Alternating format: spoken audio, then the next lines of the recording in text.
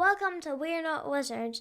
We are the best, but not wizards. Enjoy the show!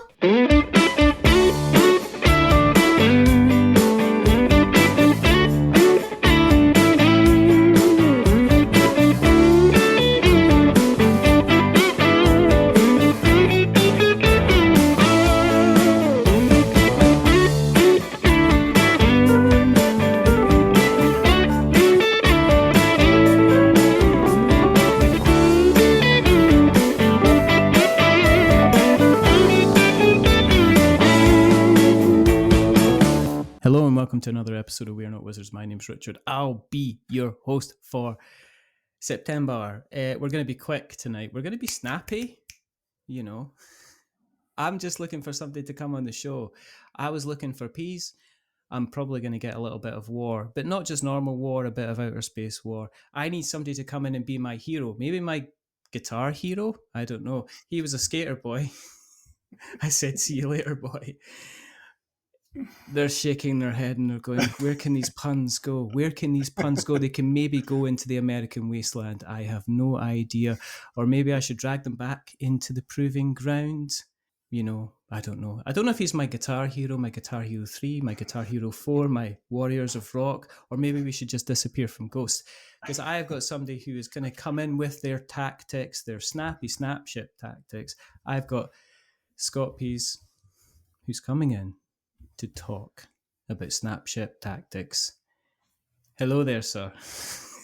How's it going? That was that was a whole bunch of dad puns, like one right after another.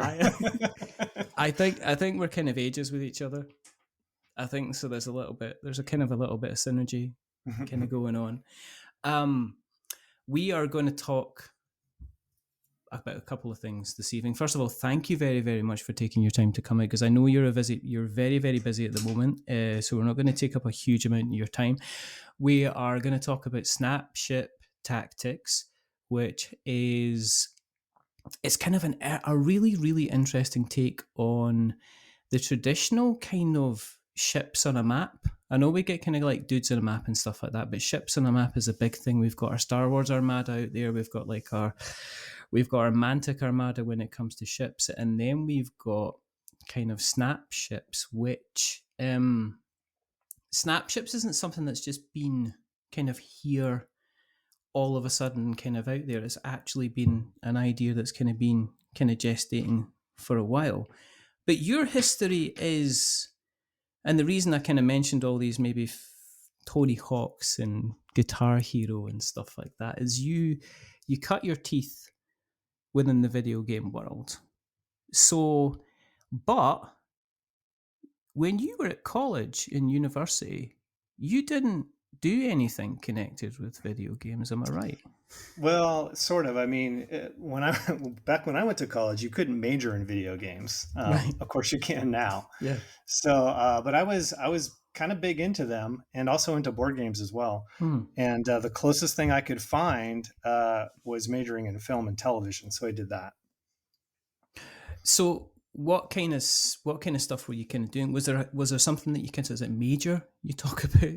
Yeah, I mean, yeah, it was. So I was here in Los Angeles at UCLA. It was like a 2-year program, and honestly, it was kind of amazing preparation for the video game industry, because your senior year, your final year, you have to write, produce, direct, shoot, cast, edit, and a short film. Yeah, and it's a big project, and at the time it cost several $1,000s to put that all together, and it's complicated, and you kind of got to go through all the steps. And then, flash forward, it's kind of how, in a way, like a lot of that stuff applies to making video games. And then, later on, in the last few years, it's applied to making board games as well.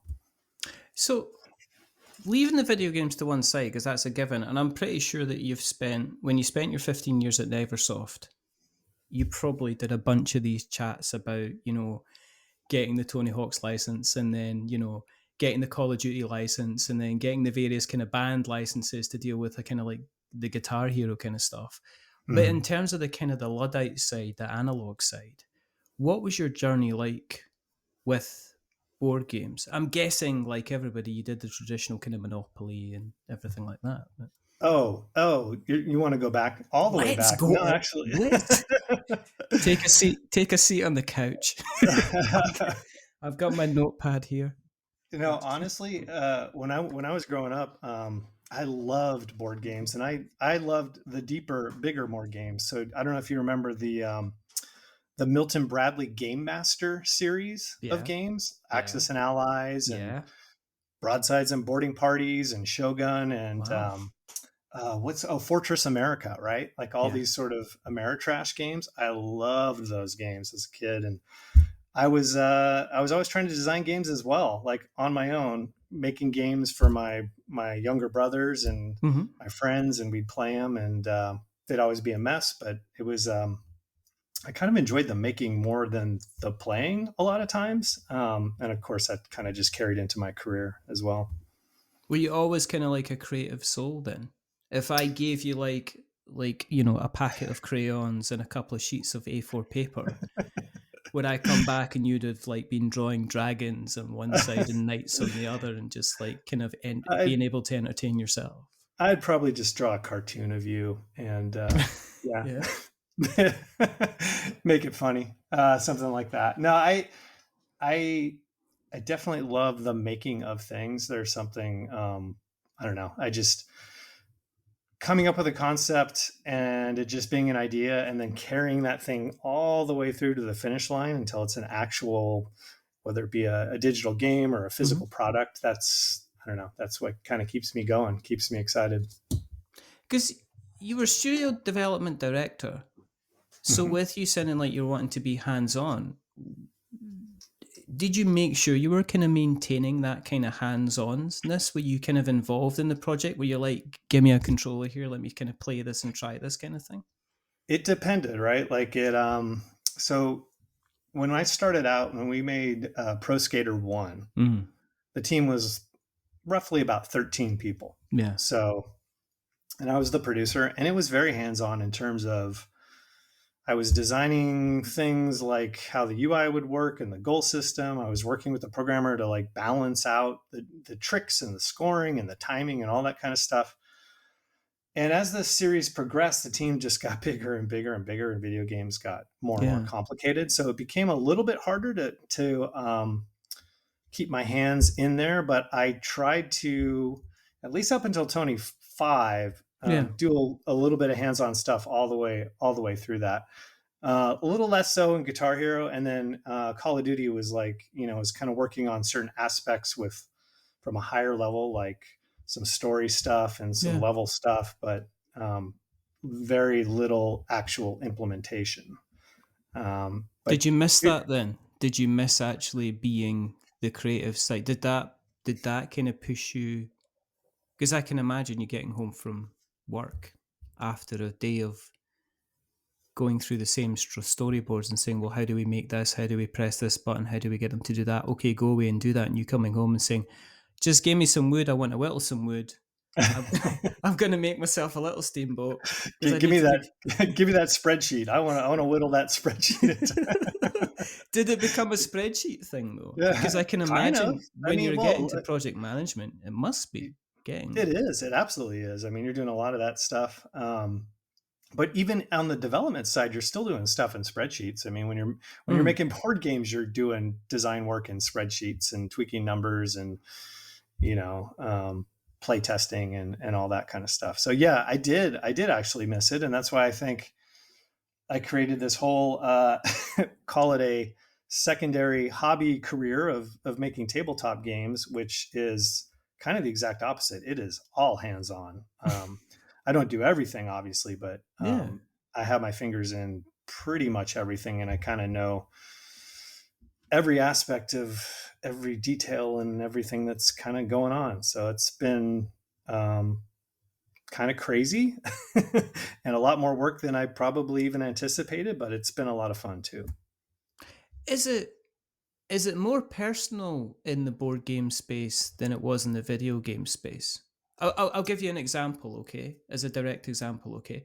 I can email Jamie Stegmaier and ask him to come on the podcast, yeah? I couldn't email Shigeru Miyamoto and say, "Hey, do you fancy kicking back for 45 minutes and chatting about Mario?" There seems to be kind of like we're having a conversation, but the conversation was like a secondary degree kind of connection. Yeah, I mean, like, you probably could have done that 20 years ago, though, in the Yeah. video game industry. I mean, when I started out, it was very much kind of felt like the board game industry. It was all informal. It was small teams, small businesses. Everyone's trying to figure out how to make a game and make a good game for these platforms. So I actually really do like that aspect of it, and I like that there's a lot of obviously with tabletop stuff, you're doing a lot more stuff in person. You're going to conventions, you're meeting fans. With the video game stuff, it was always, all that stuff was always at arm's length. Like Activision took care of all that stuff. Yeah. There were lots of people. There were like walls between us and in a lot of ways our customers. And that's completely different in the tabletop space. So was Snap Ships, because I looked up when I was looking up Snap Ships, and I was like, oh, this is a toy range thing, because I didn't really hear much of Snap Ships in the UK. But I guess the thing is, if you've got a big enough market in America, that's fine. It kind of takes, there's a whole pile of toys stateside that kind of like, if you get the distribution, you get the sales. It's like, well, we don't really need to, Europe means getting on a boat and sending stuff over there. Well, it means having really good people over there, right? Who get it and who can like market and push it and do all that stuff. And I think, with Snap Ships, it was an uphill battle in the UK and Europe for that toy line. But let's go. I'll just take us back. I mean, basically, I retired from video games in 2014. Yeah, and then about a year later, I just I'd always kind of wanted to do a spaceship combat game with modular pieces. It was just like one of these ideas that had been kicking around in my brain since I was a kid. Yeah. And I just started prototyping some stuff, and I called up my buddy Jeff Swente, who at the time he still worked for Activision as a mocap director. But he was also a 3D printing guru, and he got really into the idea as well. So we just started like prototyping some pieces and making things on our 3D printers. And before you know it, we just both fell into the rabbit hole of trying to perfect this sort of, I guess you'd call it like a Lego-like building system, although it is kind of different from Lego in that we don't really deal in bricks. We deal in kind of bespoke pieces that snap together, and hopefully at the end result is you come up with a model that looks like a model, like a mini, and not like a blocky, multicolored Lego monstrosity, which is what most people are able to create with Legos. Of course, there are some incredible Lego artists out there who make these amazing things, but that is a ton of work. Yeah. But I remember Lego trying to go down that line before it kind of managed to land kind of like these various different licenses. And I think what saved, or what started to save Lego, was when the Phantom Menace came out, because they managed to get the license. And for a while, you were buying bits of Lego that were like, and we used to joke with my friends, it was like you're buying like something that says it's a truck, and you opened it up and it was literally just like two big blocks you stuck together, because they seem to have moved away from trying to like say, right, we're going to create the stuff out of the kind of the Lego catalog, to let's just pre-mold a kind of a whole load of shapes. With you coming from obviously the Neversoft background and the Activision background, where I'm guessing you could at that time as development director walk into a room and say, guys, I know we're working to budget here, but could we have this, and this? Was it refreshing for you to be kind of restricted then, that you couldn't necessarily easily have everything, that you had to maybe compromise, be innovative about how you were putting together the kind of the Snap Ships offering? Yeah, a little bit. I mean, honestly, the the biggest change was that when I was in video games, we were always working to an insane schedule. So we did 9 Tony Hawk games in 9 years. Yeah. And that was just and as the games got more complex, the time never, expanded. It just stayed at a year. We did, God, how many, 7 Guitar Hero games in like 4 years or something like that, which was crazy. And then we did one Call of Duty that route, it should have taken 2 to 3 years. We did that one in about 18 months. So the time, we were always fighting the time. It was always just efficiency, insanity, where you have to make progress all the time. So the nice thing about working on my own stuff is I can at least take a little bit of a breather. And if it's not perfect, I can say, okay, let's just redo it again. Let's try to get it perfect, rather than being like, well, that's good enough because we're on a schedule. We got to hit Christmas. We can't miss Christmas. That was the mantra in video games. Like, you cannot miss Christmas. Yeah. And there's Tales of Crunch, and we're not going to talk about Crunch because everybody, there's enough. I got the scar. You want to see the scars? I was gonna say, I think the tattoo on your neck that said "Crunch didn't kill me" is kind of novel. Is that? So you can see, you wake up every day. It's like they give prisoners tattoo tears. It's like, I wonder if there's like a developer kind of tattoo that you see somebody that was a video game developer, and you just say, yeah, they've got the little kind of sand timer tattoo on the side of their neck. Yeah. Well, it's the 1,000-yard stare usually that does it. And the long sighs as you explain your brilliant idea. Yeah. But was it, was it kind of exciting to then be out? You've got this product, you've developed Snapships, to get the product out there and to be back to being kind of pitching? Because I can imagine the discussions that when you got into like Guitar Hero and you're doing like Guitar Hero Aerosmith and stuff like that, it was just basically a kind of, well, we're going to do this and we're going to do that and we're going to do the next thing. And it's like, yeah, that sounds cool. Just, put it together. Whereas with something like Snapships, you've already mentioned kind of Europe and the UK, but was it refreshing and challenging? Did it bring a bit of spark back to say, hey, somebody might actually say no, or this isn't going to work for us, or they might I've got to create some more excitement from like the get-go? Yes. And I think honestly, the biggest roadblocks that we ran into is we kind of didn't know what we didn't know. Like we had been working in the digital space for so long that to return to the physical space, I mean, there are all kinds of barriers about materials and cost of goods and can the thing be manufactured? And so Snapships originally had magnets in every piece. Wow. So we made a prototype that had a Snapship cube that had like 6 intense magnets in it. And the pieces snapped together in a super satisfying way. And it was like magic. And we took it to some toy inventors, and they took one look at it and they're just like, you guys are crazy. Like, magnets are way too expensive, way too too dangerous. They kill children and animals. You got like, no, go back to the drawing board. So like there's a lot of that in the early days of Snapships, where we were trying to basically come up with a connection system that would work and could be manufactured and could hold up and do all that stuff. So a lot of trial and error, doing that stuff in the early days.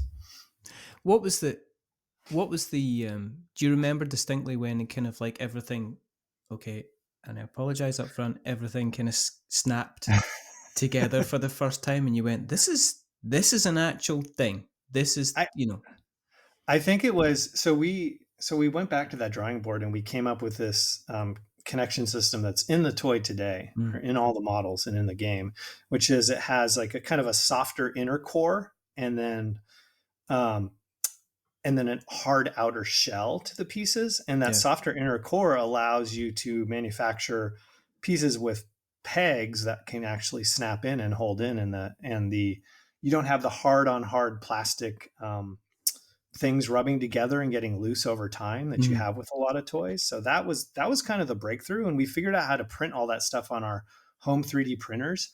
And then we made hundreds of pieces, hand assembled them, and we took them to over here in the States, what are called maker fairs, for like were 3D printing enthusiasts, and we would just put out a bin and say, this is for making spaceships, and then just kind of see what would happen. And our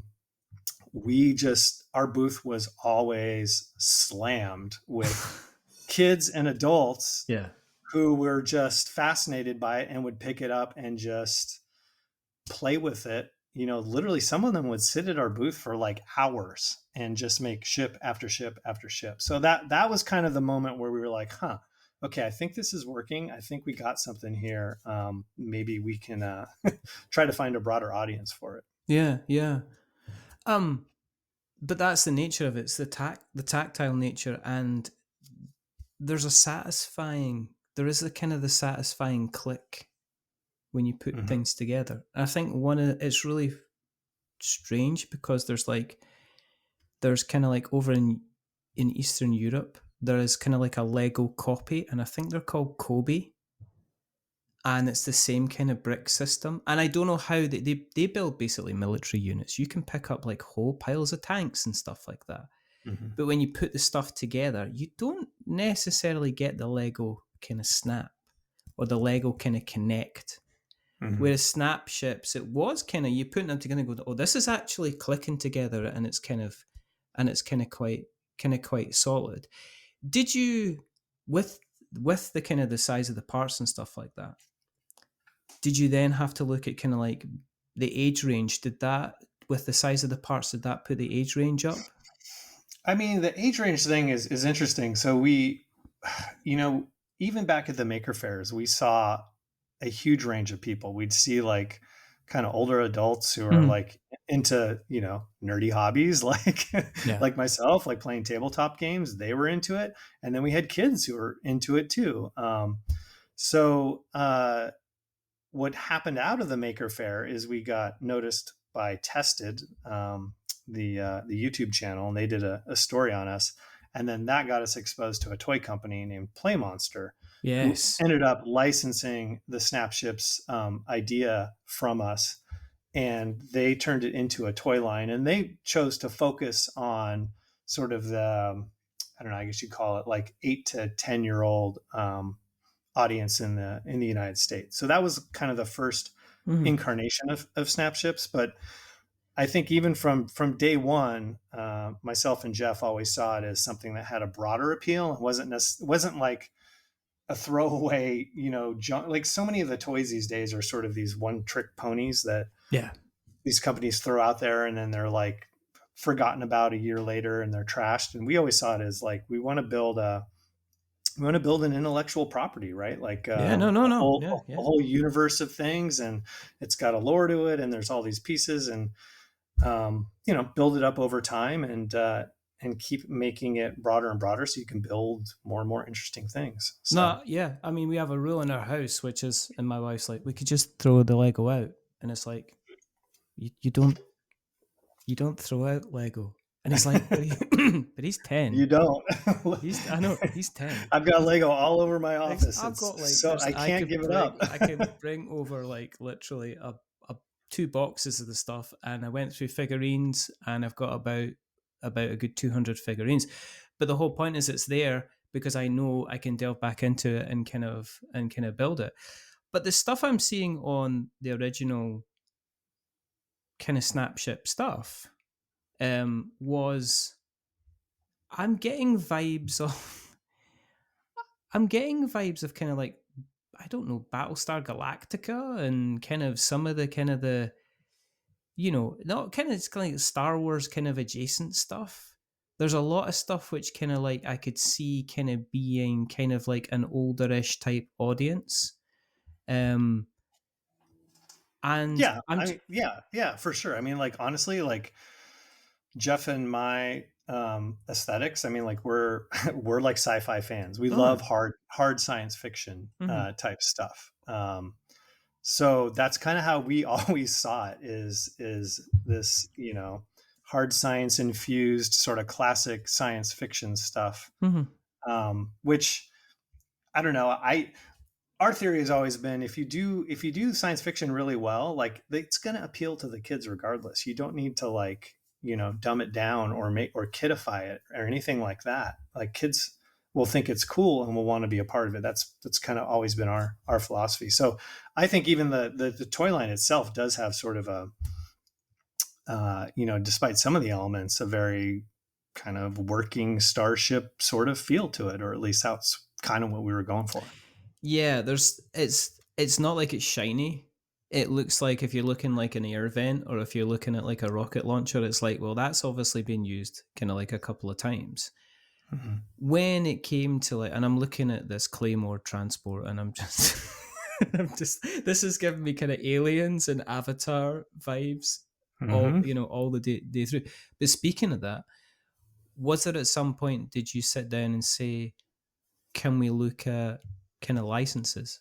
Could we look at like Halo? Could we look at Aliens? Could we look at, these things? Yeah, we've thought about it. It's tough in science fiction, though. I mean, there's only like a handful of things that can really break through. Yeah. And obviously, Star Wars and Star Trek kind of sit at the top and just sort of dominate. So, we didn't ever want to kind of be like a second fiddle, and we just, since Playmonster was willing to like go out and like establish it as its own IP, I mean, we wanted to run with that, right? Like we wanted to create our own thing that we would own and that we'd have control of, because that was a thing that, again, to contrast it with the video game world, at Neversoft, we were usually, Pro Skater was kind of our thing, but it was still, it became a franchise with its own rules, and Activision always had a say in it. And then of course Guitar Hero has you're very clearly working in an IP, same with Call of Duty. So Snapships was a nice break from all that. It was our own thing that we invented, we control it, we can kind of take it where we want to take it. Yeah. No, I'm being involved in kind of like, especially when it comes to Kickstarters and IPs, and being involved when people say, "Oh, can we look at this? Can you look at that?" And it's like, yeah, sure. And it's like, but you can't talk about it until the 27th at 11:03 precisely, because if you say anything before then it could destroy our contract, which I guess it gives you kind of like control. So Snapships, I'm guessing Snapships is like it's your bread and butter. It's allowing you to do what you want to do, and then you go, I wonder what would happen if we got some dice on this and some kind of cards on this, and we turned it into a space battle. So how did that journey kind of come about? Yeah, so like I mentioned, I mean, the conception in the very beginning was this was for a board game. The problem was that as we got down the road of figuring out the whole connection system and the complexity of putting these models together, we realized trying to do both at the same time was just total insanity. Like there's like no way we could like get our heads around both. So we purposely focused on just the toy line and the connection system, but the game idea was kind of sitting in the background. Flash forward, the toy line comes out. We have a Discord meetup with a bunch of Snapships fans who build these amazing ships. Like they take our kits and they buy multiple of them, and they come up. And this is really the whole goal with Snapships, was we wanted people to create their own custom ships, right? To express themselves, to build that ship that's uniquely theirs and like no other. So we got a bunch of these folks in a video chat, and one of the probably the best builders out there, his name is Josh Dirksen. We were talking to him, and we asked him, hey Josh, what do you do for a living? Because you're so good at this. And he was like, oh, I design tabletop games. And we were like, bling, like the heavens opened up and the God rays came down. And we just like this. Do you want to make a little kind of cardboard and plastic baby? So then here's the funny thing. So after the conversation's over, we talked to Josh separately, and we're like, okay, yeah, you do tabletop games. Well, what have you done? And he's like, oh, I've done the the most popular campaign mode for Star Wars X-Wing that's ever been made by fans. Wow. And like, we're like, what? And he's like, and I've done games for, I worked in the Star Trek Alliance series and all this other stuff. And it was like, oh my God, he's not only is he a great builder, he is into sci-fi tabletop in a way that goes way beyond, what Jeff and I could ever do. So basically, that was it. We were like, well, let's get together and see if we can build a tabletop game, based on Snapships together. And so that's how the Linvander Studios is the company that Josh works for, and Linvander and Snapships teamed up, and we were kind of off on our journey to, take what we had and turn it into a tabletop game that would deliver on sort of the promise of what Snapships are, which is like, you build your own ship. Yeah, great. Well, now you want it to play like the way you built it, right? Yeah. And so that was our goal with the game. I mean, you could have taken the easy way out. I mean, you could have sold hundreds of packs of cards and just put a very basic kind of fly at each other kind of strategy battler. But were you quite adamant that this was going to have as much depth as it was? Because there's a lot of, and we'll get into the mechanics of the game, but there's a lot of depth to the kind of the game. So did you put your foot down and say, no, we're not going to go cheap on this. We're not going to go easy on it. Let's create something that's going to set on the table and folk are going to say, yeah, it looks great, but does it suck? Kind of thing? Well, yeah, I mean, there was no question about it, right? We're doing this sort of, like I said, for fun.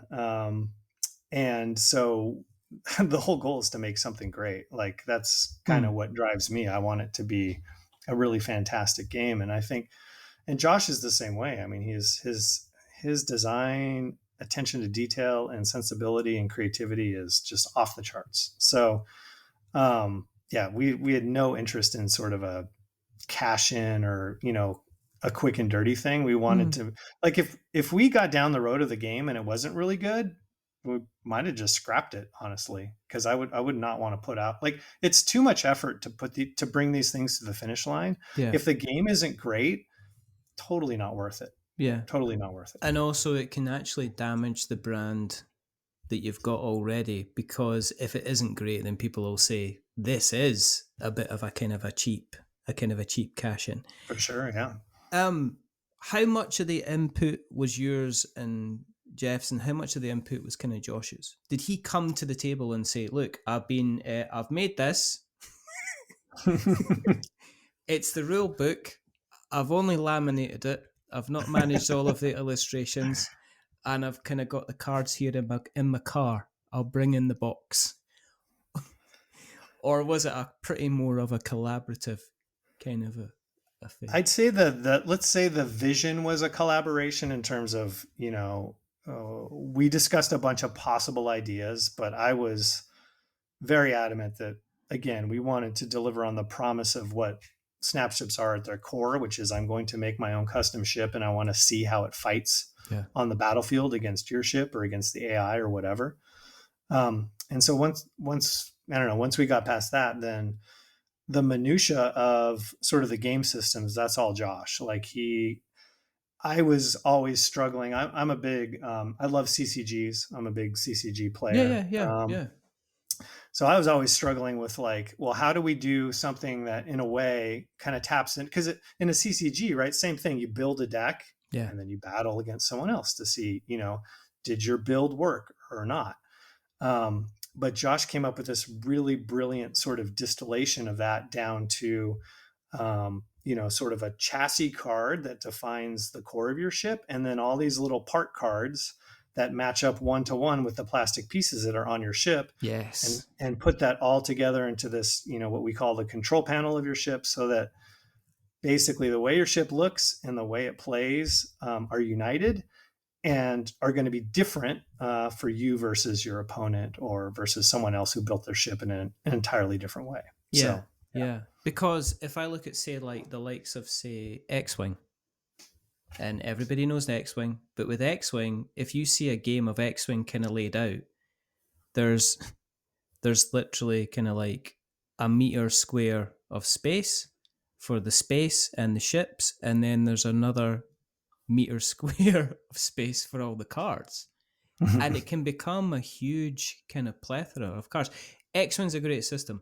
I know people that love it. I know people that you could name, give me the top 10 cards. If I was going to use the Millennium Falcon, what would be the top 10 cards? And they would say, well, I'd use Han, I'd use Chewie, I'd use this, I'd use No Surrender, I'd use the Photon Torpedoes and things like that. But the difference with X-Wing is when you're playing the field of cards, I could have all the photon torpedoes and everything on my Falcon, and I could have the ramming bar at the front of the Falcon, and I can have the extra boosters on the back of the Falcon so it goes super maneuvers. But I never actually see that on the ship. And that was the kind of the thing that grabbed me as Snapshots. When it was like, all right, so I'm going to build a ship. Oh, I'm going to build a ship. Oh, and here's the components. What are you going to do with the components? Well, I'm going to take the components that I want. So I've got my missiles. I'm going to put them here. And what then does that mean? Well, that means you get this card and you're actually going to play that card. So when you're playing a different ship, depending on the way you've built your ship, you can then have these different cards. And so the direct representation of what you actually have and you're playing with is actually there. And you don't see that in, let's face it, you don't, even if you're like playing something like, say, Kill Team, Warhammer or something like that. Yeah, Kill Team's a good example because you do have like a loadout with all your different guys, but you do have models that have the guys. But if you then decide to like, I've got pistols instead, you can't kind of take the arms off easily and change them around for pistols. And that's kind of what kind of made it different. So with you having the kind of the background of Snapships, is that what kind of drove it to say, well, let's have a visual representation of what you're actually fighting with instead of here's daddy's cards on the table kind of thing? Yeah, absolutely. I mean, and even Snapships itself is sort of, in a way, based on a lot of stuff we did in the video game world. We had, Tony Hawk always had the create a character mode, and or create a skate park mode, and I had a big hand in a lot of that stuff.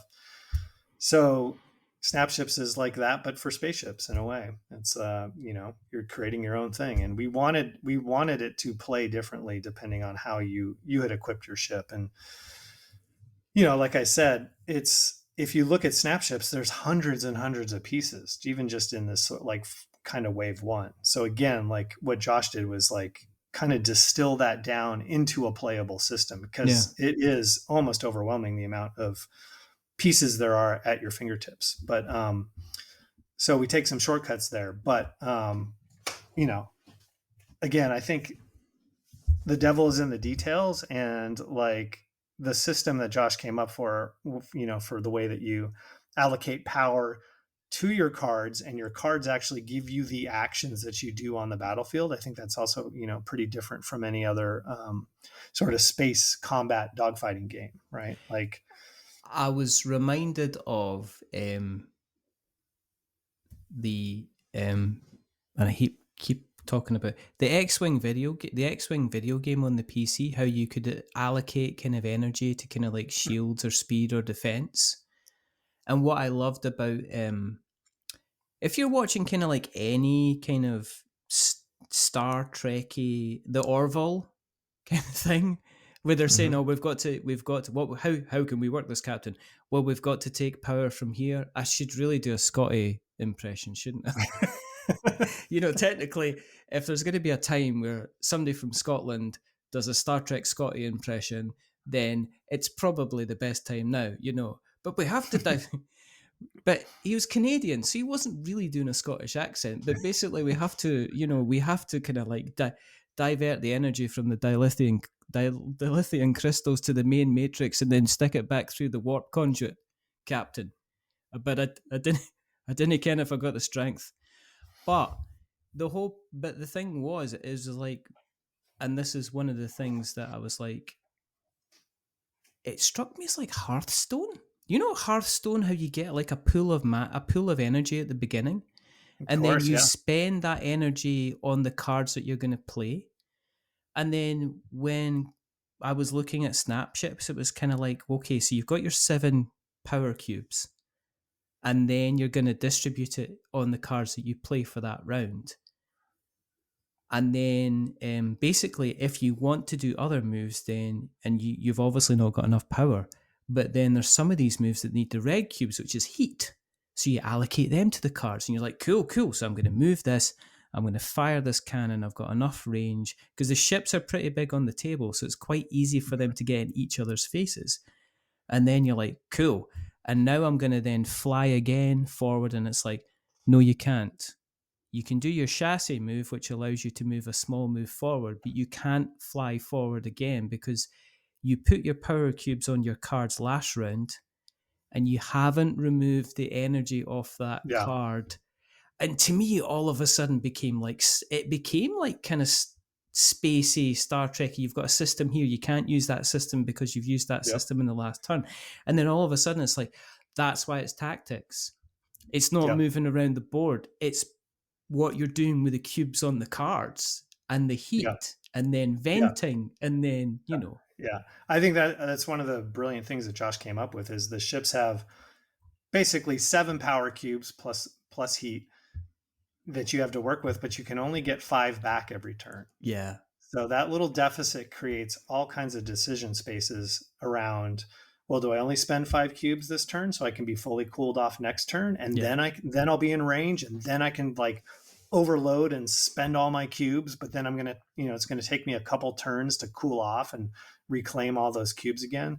I think it was Jerry from Penny Arcade who said, like, oh my God, I'm like playing my own little mini Euro game right here in front of me while I'm controlling my spaceship. Exactly. And yeah, it's kind of like that. And I think that's also, again, like kind of a way we wanted to differentiate ourselves from, say, something like X-Wing. Like in X-Wing, some of the complexity comes from you're controlling a large squadron. Yes. And each ship is kind of, simple in what it can do in a way, although there's a lot of complexity there. I mean, you're juggling all these different things. In snap ships, it's usually 1v1, 2v2, 3v3 ships. So you're kind of controlling, I guess, a little bit bigger ships that have a little more complexity and depth to them. And you have to really manage each ship individually to get the most performance out of it. Yeah, yeah. And the other thing is, as well, is that generally in a lot of other games like Mantic Armada, or, I mean, even if you're going back to like, Kill Team, I was playing Underworlds on Friday there. I'm pretty much always guaranteeing that I can move this and do stuff with the ship again. The ship's never ever kind of exhausted. And that was, as I say, that was the different thing which I found, looking at snap ships, was like, I can't do that again. And now I've left my flank kind of wide open. Yep. With them, you went then to kind of, what was the decision? Because you went to crowdfunding to look at tactics kind of getting out there. So what was the decision behind that to kind of go via that route, as opposed to kind of like test the water and manufacture some units? I guess cost was probably one of them, but I mean, so I kind of feel like Kickstarter is the de facto way to launch a new tabletop game right now. Like, you kind of have to go there and, I think, prove that you have a concept that excites people, to give you the confidence to go through with the whole manufacturing and the whole launch and kind of all the follow-on work. So for us, it was kind of let's expose Snapships to a whole new group of people. Yeah. Let's test the waters on the concept and see if we can get them excited about it. And then, if it funds and does well, then that'll give us kind of like the runway to make this thing work and the confidence to print a bunch of copies of it. Was it interesting kind of getting back to kind of like having to do kind of marketing and stuff like that? Absolutely.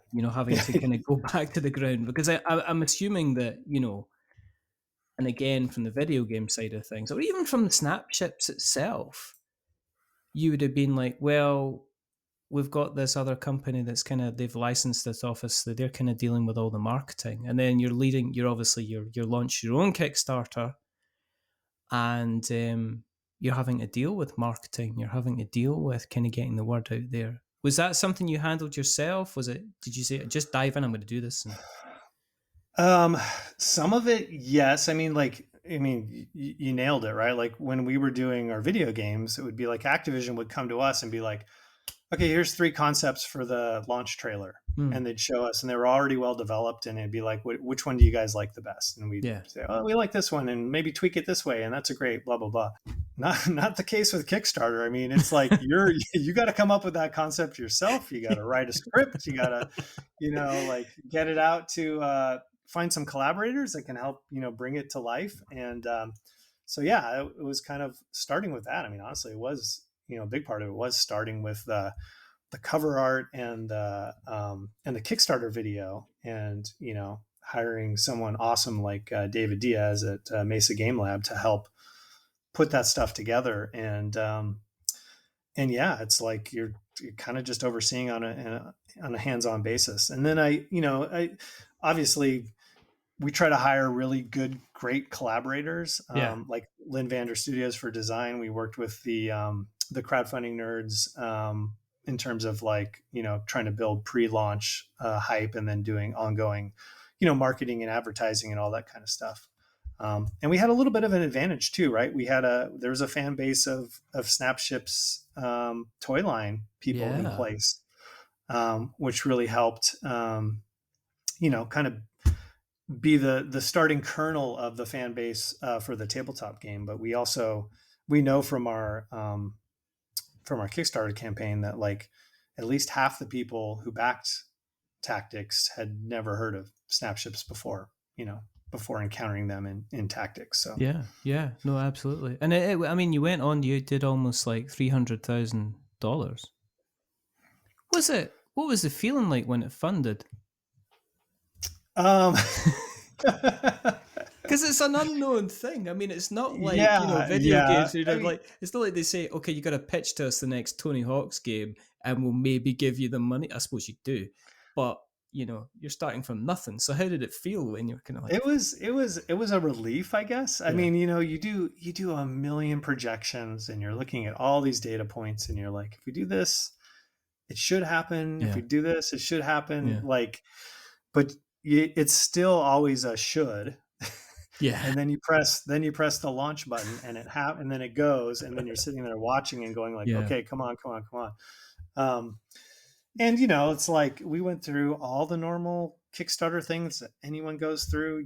It's like the launch elation, that we're funded, and then the middle campaign trough where you're just like, oh my God, what is happening? What are we doing wrong? And then the big finish at the end. So it's is there any ink left on your F5 key on your keyboard?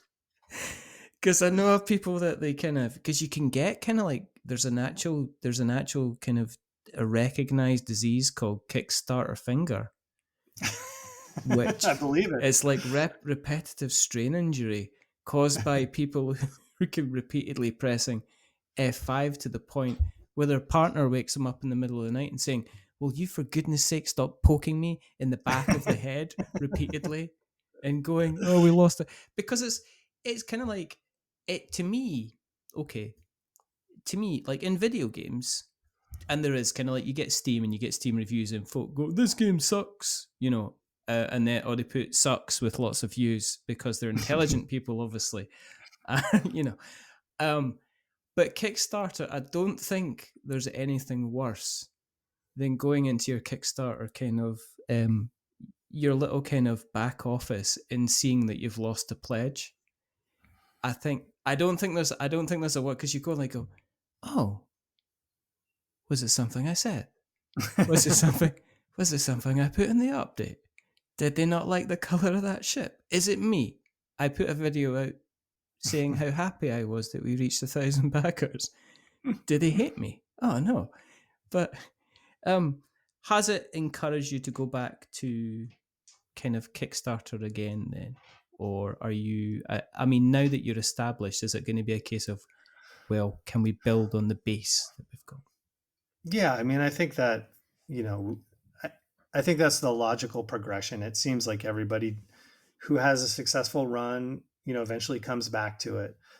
It's a little bit further out there though. Like we did the Kickstarter, we delivered all of our stuff basically within a year, like kind of a year, right on the dot, which, felt good to do that as a first time creator. And now we're pretty focused on just making sure that we have a good retail launch and a lot of good buzz and hype and reviews and all that kind of stuff around getting the game out there to a little bit broader audience than just the Kickstarter core. The Kickstarter core is like, I kind of see them as our insiders are like our biggest fans that are going to be with us. But now we want to get it out a little bit wider. We want to see it being played at local game stores and people meeting up to get groups together and play games and sort of hopefully see the game grow socially as well. And it'll be a whole nother learning process. I mean, I guess you'll probably have people you can lean on from previous days with regards to kind of retail, but I'm not sure because I'm guessing the video game industry, they're all further digital, aren't they? So they're kind of they're further digital in their products.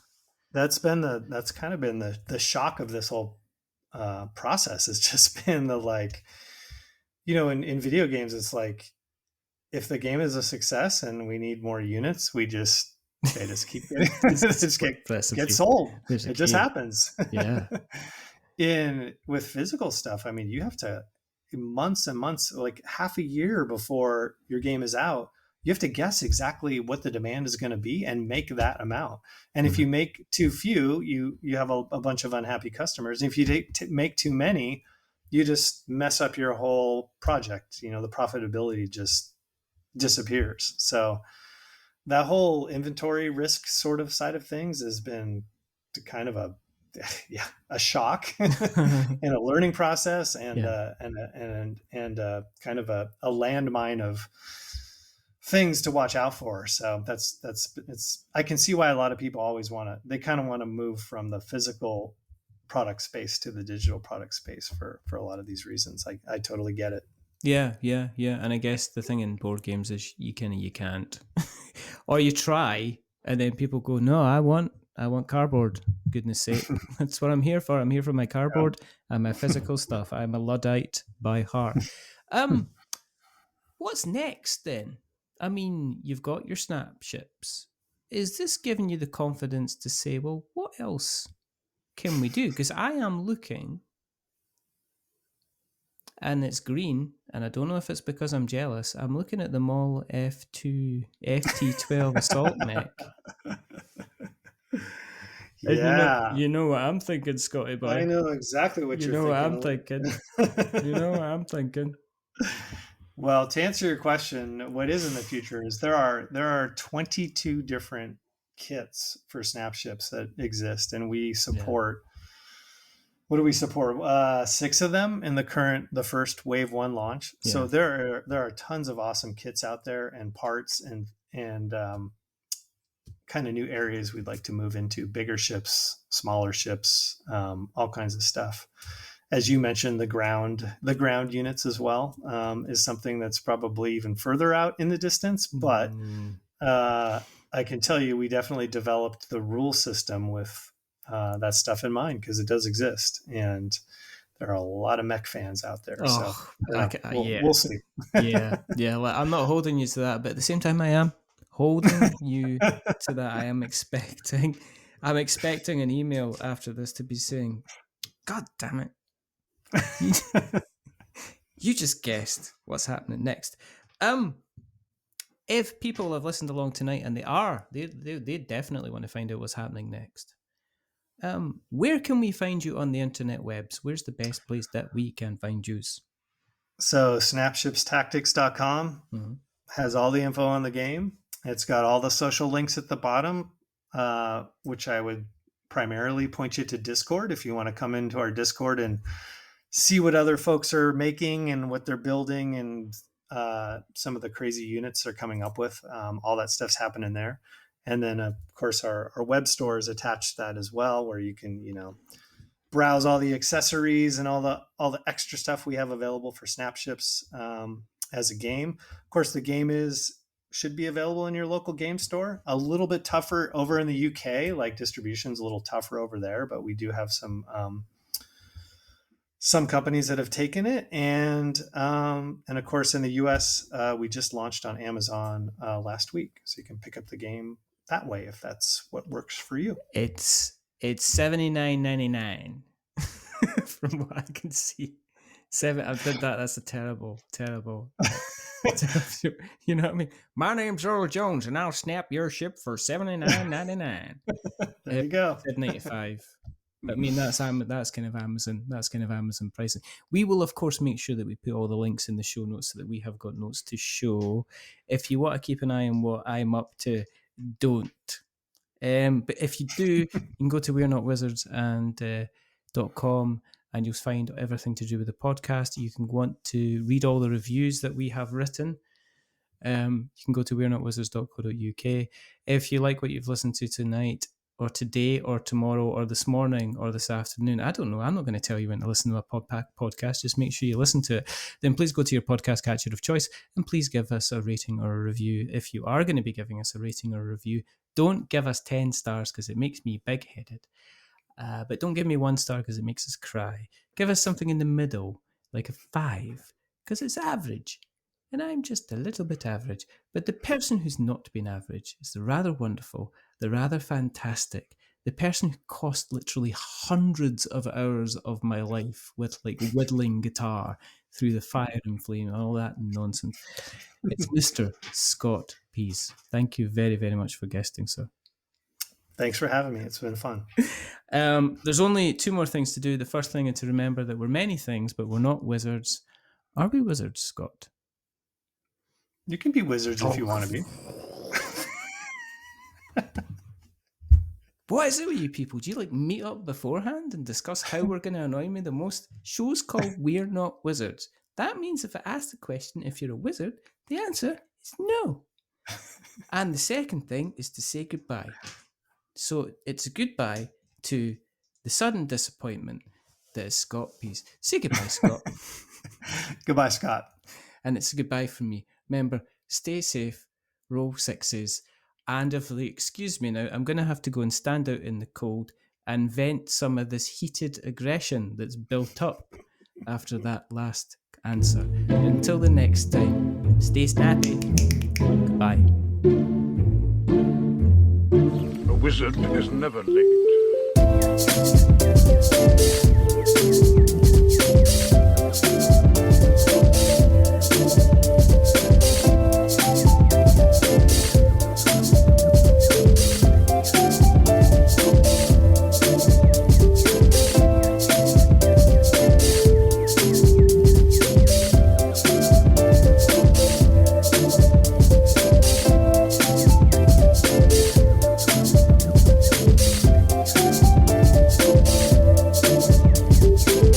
Nor is he early. He arrives precisely when he means to.